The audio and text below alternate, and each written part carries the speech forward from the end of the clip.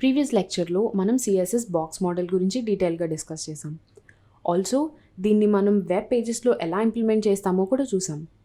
ఈ లెక్చర్లో box sizing property గురించి డిస్కస్ చేద్దాం. సో బై డిఫాల్ట్ మనం ఎప్పుడైతే ఒక ఎలిమెంట్కి హైట్ అండ్ విడ్త్ ప్రాపర్టీస్ని ఇస్తామో అవి ఓన్లీ కంటెంట్ బాక్స్కి అప్లై అవుతాయి. అంటే మనం యాడ్ చేసే టెక్స్ట్, ఇమేజెస్ వీటికి మాత్రమే హైట్ అండ్ విడ్త్ ప్రాపర్టీస్ అనేవి అప్లై అవుతాయి.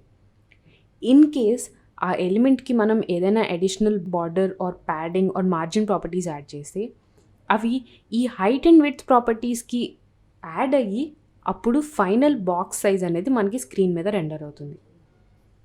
అంటే మనం సెట్ చేసే విడ్త్ అండ్ హైట్ని మనం ఎలా సెట్ చేయాలి అంటే ఎడిషనల్లీ మనం ఏదైతే ప్యాడింగ్, బార్డర్ అవి యాడ్ చేస్తామో అవన్నీ కూడా యాడ్ చేసి మనం ఎలిమెంట్ విడ్త్ అండ్ హైట్ అనేది క్యాల్కులేట్ చేయాలి.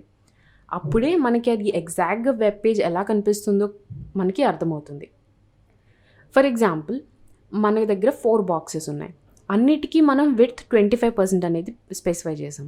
సో ఈ 4 బాక్సెస్ని మనం హారిజాంటల్లీ అలైన్ చేస్తే 100% విడ్త్లో కరెక్ట్గా అలైన్ అవ్వాలి. బట్ ఇన్ కేస్ ఏదైనా ఒక బాక్స్కి మనం padding left or border left or padding right, border right ఇలా ఏవైనా ప్రాపర్టీస్ అప్లై చేస్తే అప్పుడు ఆ 4 బాక్సెస్ అనేవి ఒక లైన్లో ఫిట్ అవ్వవు. ఒక బాక్స్ కింద లైన్కి వచ్చేస్తుంది.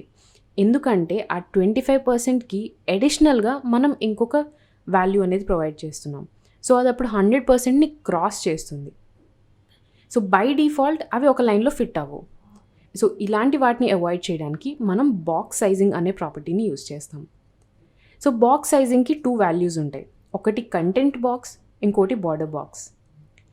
బాక్స్ సైజింగ్ కంటెంట్ బాక్స్ అని ఒక ఎలిమెంట్కి ప్రొవైడ్ చేస్తే ఇది డిఫాల్ట్ వాల్యూ. ఇది మీరు ప్రొవైడ్ చేయాల్సిన అవసరం లేదు. బై డిఫాల్ట్ ప్రతి element box sizing content box అనేది ఆల్రెడీ అప్లై అయి ఉంటుంది.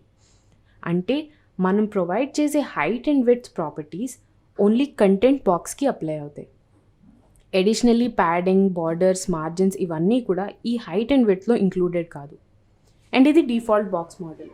సో మనం బాక్స్ సైజింగ్ కంటెంట్ బాక్స్ అని వాల్యూ యూజ్ చేస్తే అంటే element height and element width అనేవి only content height and content విడ్త్తో equal ఉంటాయి.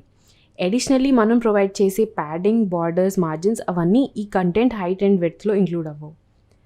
అండ్ ఇది default box model. Second value box sizing border box. దీంట్లో ఎలిమెంట్ హైట్ అండ్ విడ్త్ అనేవి content, padding, border, margin ఇవన్నీ included ఉంటాయి. అంటే మనం కంటెంట్కి ఏదైతే హైట్ అండ్ విడ్త్ ప్రొవైడ్ చేస్తామో అంటే element height and width calculate చేయడం కోసం first content height followed by padding top, padding and border top values and also padding bottom and border bottom values ఇవన్నీ యాడ్ చేస్తే టోటల్ ఎలిమెంట్ హైట్ అనేది వస్తుంది.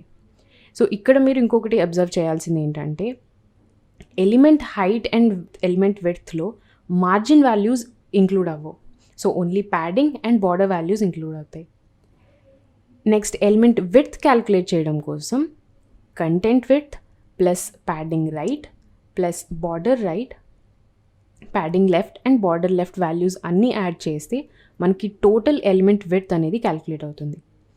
So మనం ఏదైనా ఒక ఎలిమెంట్కి బాక్స్ సైజింగ్ బార్డర్ బాక్స్ అనే వాల్యూ ప్రొవైడ్ చేస్తే దానికి content height and width provide చేసినప్పుడు ఆటోమేటిక్గా దాంట్లో ప్యాడింగ్ అండ్ బార్డర్ వాల్యూస్ అనేవి ఇంక్లూడ్ అవుతాయి. సో యూజువలీ ఇది most recommended and most commonly used property. So దీన్ని మనం ప్రీవియస్ లెక్చర్లో క్రియేట్ చేసిన ఎగ్జాంపుల్లో ఈ బాక్స్ సైజింగ్ ప్రాపర్టీ అప్లై చేసి చూద్దాం. సో దీంట్లో మనం కంటెంట్కి ఎలాంటి హైట్ అండ్ విడ్త్ అనేవి ప్రొవైడ్ చేయలేదు. బట్ ఇన్ కేస్ మనం విడ్త్ 1000 పిక్సెల్ ప్రొవైడ్ చేస్తే అండ్ హైట్ 100 పిక్సెల్ అని ప్రొవైడ్ చేద్దాం. సో మనం ప్రొవైడ్ చేసిన హైట్ అండ్ విడ్త్ అనేవి కంటెంట్కి అప్లై అయ్యాయి. సో కంటెంట్ కాకుండా మనం అడిషనల్గా 32 pixel top and bottom and 96 pixel left and right values అనేవి యాడ్ అవుతున్నాయి. సో ఇది default box sizing content box. అంటే దీంట్లో మనం ప్రొవైడ్ చేసే విడ్త్ అండ్ హైట్ అనేవి ఓన్లీ కంటెంట్కి అప్లై అవుతాయి. అడిషనల్గా ప్యాడింగ్ అనేది అప్లై అవుతుంది. సో దీనికి మనం బార్డర్ అప్లై చేస్తే లెట్స్ సే 10 పిక్సెల్ సాలిడ్. అప్పుడు ఈ 1000 into 100 కంటెంట్ బాక్స్ కాకుండా additionally 32 pixel top and 10 pixel top అనేది అప్లై అవుతుంది. ఇప్పుడు దీని కింద మనం ఎలాంటి కంటెంట్ యాడ్ చేసినా అది మూవ్ అవుతుంది. లైక్ వీ డిస్కస్డ్, మనం బార్డర్ అండ్ అవుట్లైన్ లెక్చర్లో డిస్కస్ చేసాం. మనం ఎప్పుడైనా బార్డర్ యాడ్ చేసినప్పుడు ఆ బార్డర్ ఎలిమెంట్ అనేది ఆ విడ్త్ని ఆక్యుపై చేయడం వల్ల ఈ ఎలిమెంట్ నెక్స్ట్ ఉండే కాంపోనెంట్ అనేది మూవ్ అవుతుంది. వెరాజ్ అవుట్లైన్కి మూవ్ అవ్వదు, ఎందుకంటే అది ఒక ఓవర్ లేయర్ ఫామ్ అవుతుంది. బట్ అవుట్లైన్ ప్రాపర్టీకి అలా అవ్వదు, ఎందుకంటే అది ఒక లేయర్ ఫామ్ అవుతుంది. సో ఇది అవాయిడ్ చేయడం కోసం మనం బాక్స్ సైజింగ్ బార్డర్ బాక్స్ అనే ప్రాపర్టీని యూస్ చేస్తాం. సో మీరు ఇక్కడ డిఫరెన్స్ చూస్తే, సో మనం ప్రొవైడ్ చేసే 1000 pixel by 100 pixel height and width అనేవి ఓన్లీ కంటెంట్ బాక్స్కి apply, additionally 42 pixel top and 42 pixel bottom apply అవుతున్నాయి. బట్ ఇన్ కేస్ మనం బాక్స్ సైజింగ్ బార్డర్ బాక్స్ అని ప్రొవైడ్ చేస్తే overall including border and padding 1000 pixel by 100 pixel అనే height and width apply అవుతున్నాయి.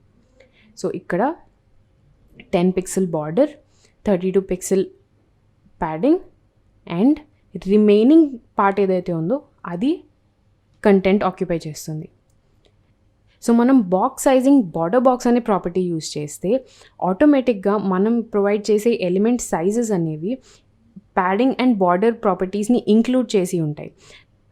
And ఈ properties అన్నీ include అయ్యి మనం ప్రొవైడ్ చేసే హైట్ అండ్ విడ్త్ ఎగ్జాక్ట్లీ మనకి స్క్రీన్ మీద రెండర్ అవుతుంది.